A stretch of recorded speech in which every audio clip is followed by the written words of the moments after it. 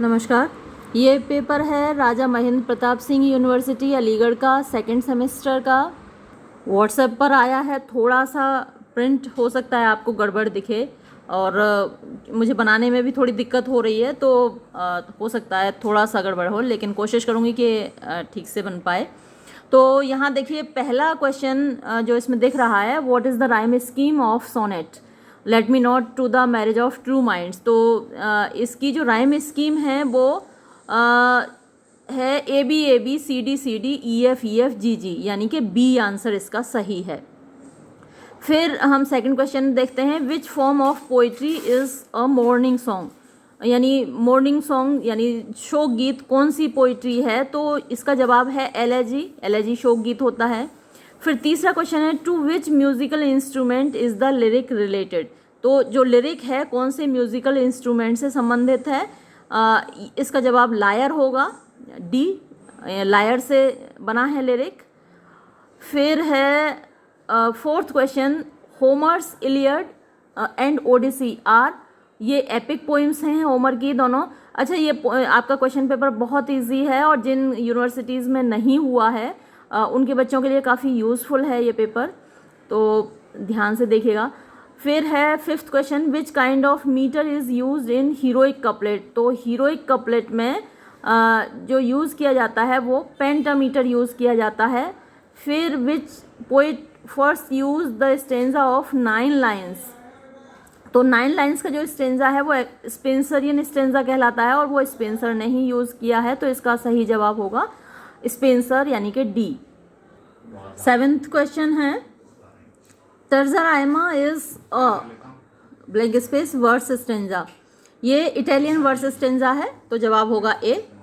फिर eighth question, the regular rise and fall of voice in a succession is known as, तो ये जो regular rise and fall होता है voice में, वैसे तो उसके लिए इंटोनेशन वर्ड आता है, लेकिन यहाँ इंटोनेशन तो दिया ही नहीं है ऑप्शंस में, तो अब इनमें से जो ऑप्शन है उसमें रिदम सही रहेगा, क्योंकि रिदम में क्या होता है, अनस्ट्रेस्ड और स्ट्रेस्ड जो सिलेबल्स होते हैं उनका एक कॉम्बिनेशन होता है, तो उनमें भी राइज और फॉल होता है वॉइस का, तो यहाँ जो सही जवाब होगा इन ऑप्शंस में से वो रिदम होगा। फिर नाइन्थ क्वेश्चन है, the sonnet let me not to the marriage of true minds is addressed to, तो ये मिस्टर WH को एड्रेस्ड है, तो जवाब हमारा होगा सी। फिर 10th क्वेश्चन देखिए, which figure of speech is used in the following line, it is a star to every wandering bark, तो it is like a star अगर होगा तो सिमिली होगा। अब यहाँ लाइक वर्ड तो यूज़ हुआ नहीं है, लेकिन कंपैरिजन तो हुई है ना कि ये एक स्टार की तरह है। हर वॉन्डरिंग माने जो भटकी हुई नाव है, बार्क माने नाव होती है, तो हर भटकी हुई नाव के लिए ये एक स्टार की तरह है। अब तो यहाँ पर जो फिगर ऑफ स्पीच है वो मेटाफर है, जब कंपैरिजन होता है और so like as words use नहीं होते तो वहाँ पर फिगर ऑफ स्पीच मेटाफर होता है, तो यहाँ पर मेटाफर है। अगर आपने फिगर ऑफ स्पीच वाली वो वीडियो देखी होगी, 2-2.5 घंटे की वीडियो है, तो आपने ये बिल्कुल सही किया होगा, लेकिन जिस बच्चे ने मुझे ये भेजा है उसने शायद ऑक्सीमोरोन यहाँ पर लगाया है, जो कि गलत जवाब है। यहाँ सही जवाब मेटाफर होगा। जिन लोगों ने नहीं देखी है वो ज़रूर फिगर ऑफ स्पीच वाली वीडियो देख लें। आप देख ही रहे हैं कि फिगर ऑफ स्पीच पे सवाल ज़रूर आता है। और शेक्सपियर वॉज बॉर्न इन, ये इसका जवाब 6 होगा 1564 यानी कि ए। फिर है, in which poem does the following line occur, they also serve who only stand at wait, तो ये आपने मेरे साथ ऑन हिज ब्लाइंडनेस पढ़ी है, उस पोइम से लिया गया है ये जो लाइन है, तो यहाँ जवाब हमारा डी होगा। 13th क्वेश्चन पूछ रहा है, what is the poetic form of Milton's on his blindness, तो मिल्टन की जो पोइम है ऑन हिज ब्लाइंडनेस उसकी फॉर्म क्या है, सोनेट है। ये बच्चा ओड लगा के आया है, ये गलत है। बेटा, आप लोगों ने मेरे वीडियो देखे नहीं थे क्या? जिस बच्चे ने मुझे भेजा है, मेरा सवाल उसी से है कि आपने वीडियो नहीं देखे थे, आप इसमें ओड कैसे लगा के आए? मिल्टोनिक सोनेट है ये ऑन हिज ब्लाइंडनेस। फिर which school of poetry did John Donne belong to, तो जॉन डन किस स्कूल ऑफ पोइट्री को बिलोंग करता है? मेटाफिजिकल स्कूल ऑफ पोइट्री को बिलोंग करता है। ये सारे क्वेश्चंस मैंने अपलोड किए हुए हैं, अगर आपने वीडियो देखे हैं तो ज़रूर आप सही करके आए होंगे। मेटाफिजिकल स्कूल ऑफ पोइट्री यानी कि जवाब यहाँ डी होगा। फिर 15th क्वेश्चन पूछता है what message does John Donne convey through the poem present in absence. तो प्रेजेंट इन एब्सेंस के माध्यम से क्या मैसेज देना चाहता है? Love as a holy passion, immortality of love, love a physical passion या नन ऑफ दीज। तो ये आप कैसे लगा के आए लव अ फिजिकल पैशन? ये तो बिल्कुल ही गलत है। फिजिकल पैशन तो वो बिल्कुल ही नहीं बताना चाहता। वो तो प्रेजेंट इन एब्सेंस के माध्यम से कहता है कि एब्सेंट होते हुए भी मेरी महबूबा मेरे दिमाग में प्रेजेंट है, वो मेरी सोल में है, मतलब मैं उसको देख सकता हूँ, महसूस कर सकता हूँ। तो ये आप इसको होली पैशन कह सकते हैं, love as a holy passion. तो यहाँ पर जो हमारा जवाब होगा वो ए होगा, love as a holy passion. फिर है who said the proper study of mankind is man. किसने कहा था? अब ये तो आपको याद ही, अलेक्जेंडर पोप की कविता थी एसे ऑन मैन, उसी से लिया गया है। जवाब हमारा बी होगा। फिर 17th क्वेश्चन हम देखते हैं which poem among is transitional poet, which among the following is a transitional poet, यानी कि इनमें से कौन सा ट्रांजिशनल पोएट है? तो ये जब मैंने आपको ग्रे पे अपलोड की थी वीडियो, आपको बताया था कि ग्रे ट्रांजिशनल पोएट है, और ये बेटा जिस बच्चे ने भेजा उसने शायद विलियम वर्ड्सवर्थ मार्क किया, जो कि गलत जवाब है। सही जवाब है इसका टॉमस ग्रे, यानी कि डी। फिर in which poem does the following line occur, full many a flower is born to blush unseen. ये आपको अच्छे से याद होगा। ये elegy written in a country churchyard, Gray की एलेजी है, उसमें से लिया गया है ये वाली लाइन। तो जवाब हमारा यहाँ होगा सी। 19वां सवाल देखिए, Alexander Pope is a representative poet of which age. तो अलेक्जेंडर पोप आपको मालूम ही है किस एज का है, न्यू क्लासिकल एज का है। भाई बच्चे तुमने क्या किया है, सारे देखो क्वेश्चंस तुमने ये गलत टिक कर रखे हैं, ये विक्टोरियन एज आपने लगा रखा है, ये गलत जवाब है बेटा। न्यू क्लासिकल एज सही जवाब है। क्यों आप लोगों ने देखे नहीं वीडियो क्या? नेक्स्ट 20th क्वेश्चन देखिए, what kind of the poem is the world is too much with us. ये एक सोनेट है, तो जवाब इसका ए होगा। फिर 21st क्वेश्चन देखिए, which age does William Wordsworth belong to. William Wordsworth romantic age को बिलोंग करता है बेटा। इसमें भी आपने एलिजाबेथन एज लगा रखा है, यहाँ जवाब हमारा डी होगा, रोमांटिक एज को बिलोंग करता है विलियम वर्ड्सवर्थ। फिर 22nd क्वेश्चन देखिए, how many stanzas does the poem odd on a Grecian earn have. Odd on a Grecian earn में 5 स्टेंजाज हैं, आप 7 कैसे करके आए बेटा? ये 5 है, इसका सही जवाब। आपने पढ़ी है मेरे साथ, इतनी गलतियां आप कैसे कर सकते हैं? फिर the collection of poems published by William Wordsworth in collaboration with T S. Eliot. T S. Eliot के साथ 1798 में। ये मैंने कितनी बार आप लोगों को रटाया है कि इसको तो रट लीजिए हमेशा के लिए। ये जो इसने पब्लिश किया था एस.टी. कॉलरिज के साथ, विलियम वर्ड्सवर्थ ने क्या पब्लिश किया था 1798 में? लिरिकल बैलेट्स पब्लिश किया था। ये इसका जवाब होगा सी। 23वें सवाल का जवाब सी होगा। इसमें भी टिंटर ने भी क्यों लगा रखा है, आपने सब गलत करके आए हो बेटा। शेक्सपियर रोट, शेक्सपियर ने लिखी tragedies, comedies, poems, all the above. उसने सब कुछ लिखा है, ट्रेजेडी, कॉमेडी, पोइम्स। तो इसका जवाब डी होगा। 25th क्वेश्चन देखिए, who compose the poem to a skylark. To a skylark किसने लिखी है? पी.वी. शैली ने लिखी है। ये तो आप सही करके आए होंगे मेरे हिसाब से, आपने यहाँ तो टिक कर नहीं रखा है। Adonais is a splendid elegy written on the death of Keats by. तो ये किसने लिखी है? ये पी.वी. शैली ने लिखी है, शैली का है एडोनाइस, और मैंने अच्छे से आपको करवाया था ये। इसमें भी आपने विलियम वर्ड्सवर्थ के ऐसे टिक कर रखा है। फिर है in which words form is the poem break break break. तो ब्रेक ब्रेक ब्रेक एलेजी है, आपने भी यही लगा रखा है, ये आपने सही किया है, डी है इसका जवाब, ब्रेक ब्रेक ब्रेक एलेजी है। फिर हम देखते हैं क्वेश्चन नंबर 28। क्वेश्चन नंबर 28 कहता है, in which poem Alfred Tennyson laments the loss of his friend Arthur Hallam. तो कौन सी कविता में टेनिसन आर्थर हलम की डेथ को लेमेंट करता है, यानी उस पर विलाप करता है? तो इसका जवाब ब्रेक ब्रेक ब्रेक होगा, ए। यहाँ आपने सही किया है इसको। फिर विच of the following is the representative poet of the Victorian age. तो विक्टोरियन एज का रिप्रेजेंटेटिव पोइट किसको माना जाता है? अल्फ्रेड टेनिसन को माना जाता है। तो यहाँ हमारा जवाब होगा बी। फिर क्वेश्चन नंबर 30 हम देखते हैं, Elizabeth Barrett Browning was the wife of. तो रॉबर्ट ब्राउनिंग की पत्नी थी, ये आपने बिल्कुल सही किया है, जवाब हमारा बी होगा।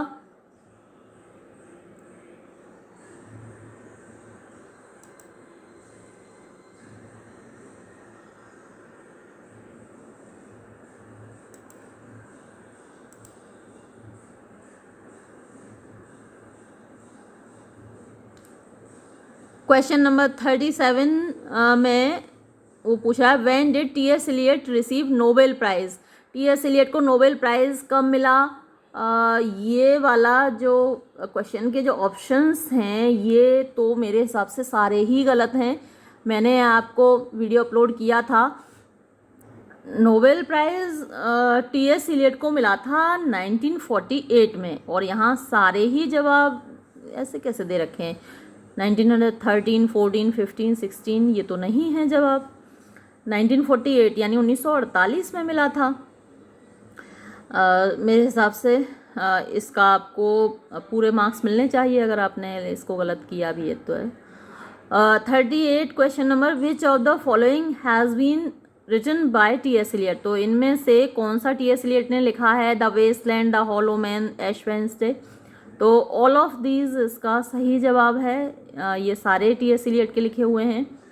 फिर होगा what was the nationality of W.B. Yeats. तो आयरिश नेशनलिटी थी उनकी, आयरलैंड के थे W.B. यीट्स। तो यहाँ जवाब हमारा ए होगा, और ये आपने भी सही लगाया है जिस बच्चे ने मुझे भेजा है। फिर question number 40 Philip Larkin is a renowned poet of. तो फिलिप लार्किन 20th सेंचुरी का पोइट है। इसका सही जवाब डी होगा बेटा, आपने सी लगाया हुआ है यहाँ पर। डी सही जवाब है, 20th सेंचुरी।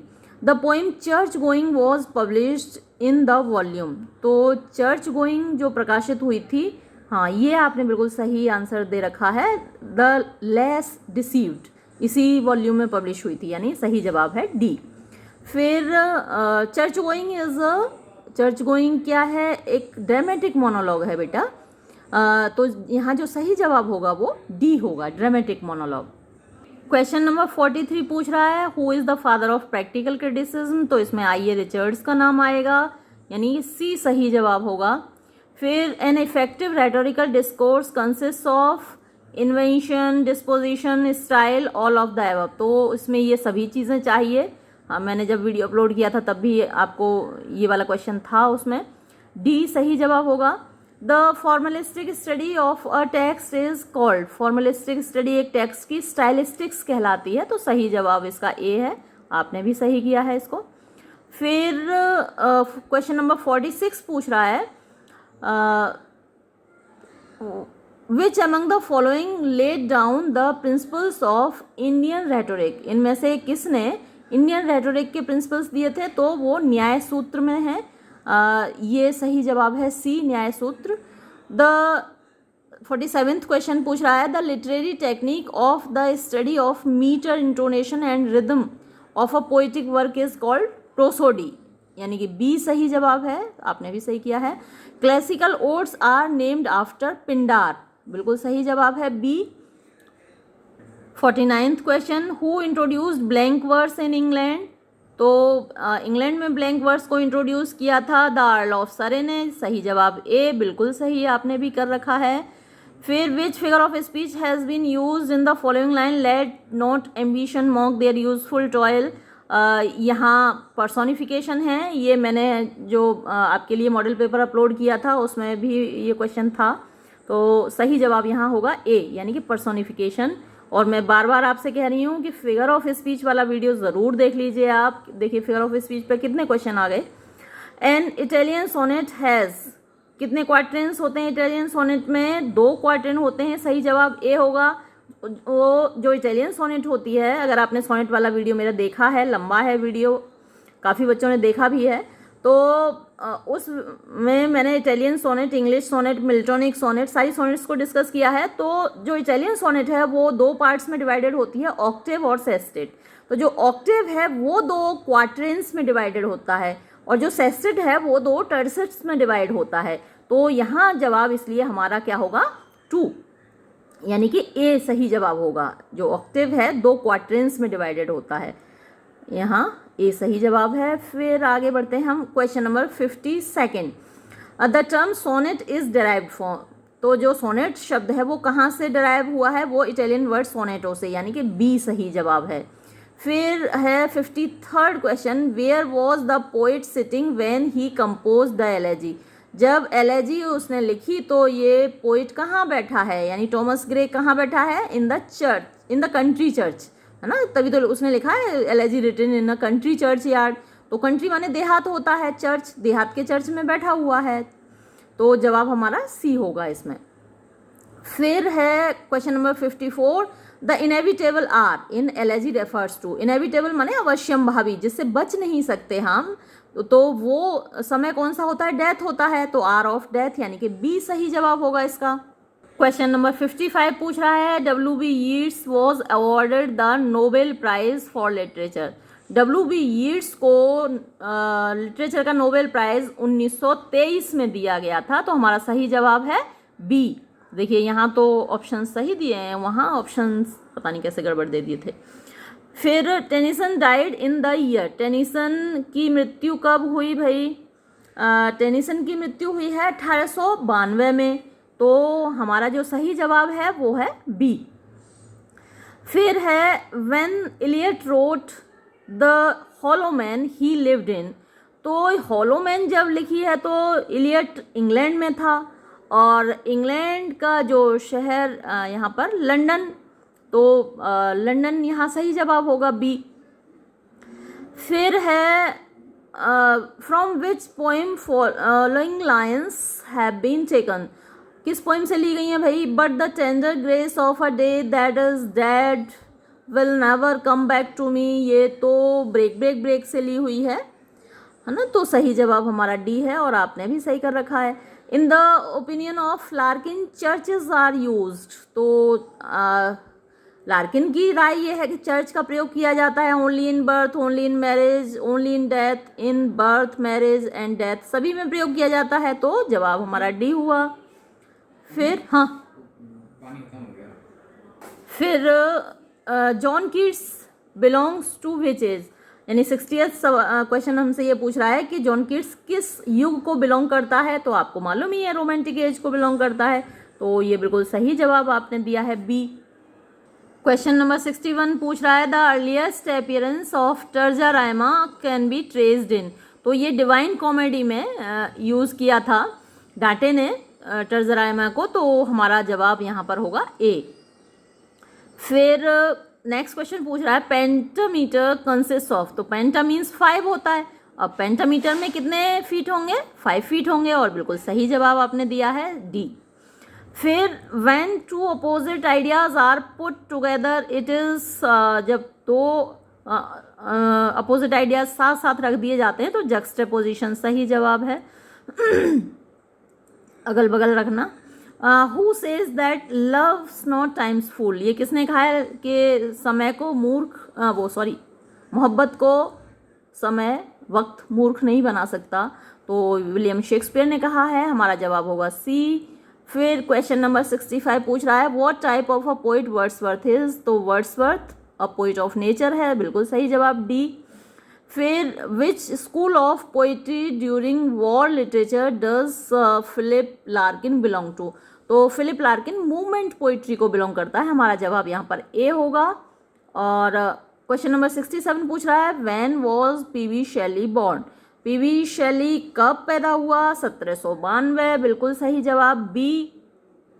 क्वेश्चन नंबर 68 पूछ रहा है who is the greatest writer of odds in English poetry. तो यहाँ जॉन कीट्स का नाम आएगा, यानी कि हमारा जवाब ए होगा। फिर नेक्स्ट क्वेश्चन 69 पूछ रहा है who propounded the theory of negative capability. यहाँ भी जॉन कीट्स का नाम आएगा, यानी कि हमारा जवाब बी होगा यहाँ पर। फिर what is rhetoric. Rhetoric the art of speaking है, तो हमारा जवाब यहाँ पर होगा ए।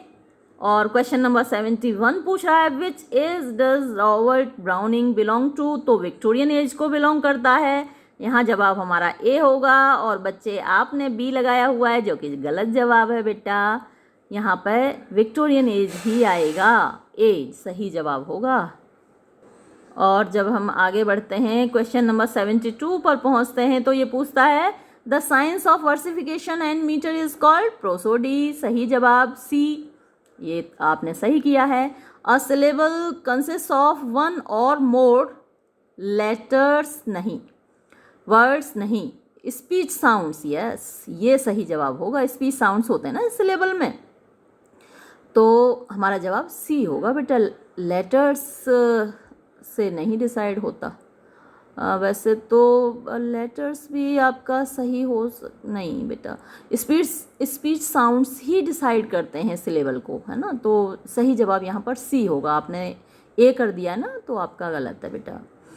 फिर है sonnets from the Portuguese is a collection of poems written by. इसका जवाब बेटा एलिजाबेथ बैरेट ब्राउनिंग होगा। आपने वो वीडियो देखी नहीं, इसका मतलब डी सही जवाब है इसका 74th का। फिर I wandered lonely as a cloud, identify the figure of speech. अरे ये तो साफ साफ है, एज वर्ड आया ना, कंपैरिजन हुआ। I wandered lonely as a cloud, मैं घूम रहा था अकेला अकेला एक बादल की तरह, तो कंपैरिजन हो गया ना बादल से। तो एज वर्ड भी आया है साथ में, तो ऑब्वियसली यहाँ फिगर ऑफ स्पीच सिमिली है। और मैं फिर से कहूँगी कि फिगर ऑफ स्पीच वाला वीडियो ज़रूर देख लीजिएगा, थोड़ा लंबा है। आपको लगेगा कि भाई इतनी मेहनत करनी पड़ेगी वीडियो देखने में, लेकिन मैडम ने भी तो मेहनत की ना, मैं मेहनत कर सकती हूँ तो आप भी तो कर सकते हैं। तो ज़रूर देखिए, आपके लिए बहुत यूज़फुल है। और मैं इसके बाद और क्वेश्चन ढूंढ रही कि भाई 25 क्वेश्चंस कहाँ गए। अच्छा, आपका पेपर थोड़ा सा अलग है, राजा महेंद्र प्रताप सिंह यूनिवर्सिटी का। आपके यहाँ 75 क्वेश्चंस ही दिए गए हैं, और मैं ढूंढने में लगी हुई कि बच्चे ने, मुझे लगता है कि क्वेश्चन पेपर अधूरा भेजा है, कंप्लीट नहीं भेजा। तो बच्चे, ये आपका पेपर अपलोडेड है। अगर किसी के मार्क्स कम आए तो दुखी होने की ज़रूरत नहीं है।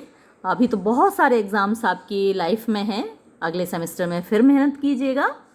ठीक है, ये वीडियो मैं यहीं समाप्त करती हूँ। और ये बहुत यूज़फुल है वीडियो उन लोगों के लिए जिनके यहाँ एग्ज़ाम अभी नहीं हुए हैं। हमारी खुद की यूनिवर्सिटी में एग्ज़ाम अभी नहीं हुआ है, तो ज़रूर देखिएगा और शेयर कीजिएगा उनके साथ, क्योंकि सभी के लिए यूज़फुल है। अपने दोस्तों के साथ शेयर कीजिएगा। वैसे तो मैं बहुत कम वीडियोस में बोलती हूँ ये बात कि आप शेयर कीजिए, लेकिन क्योंकि ये वाकई यूज़फुल है आपके लिए। तो ठीक है बेटा, ये मैं वीडियो यहीं समाप्त करती हूँ। Thank you.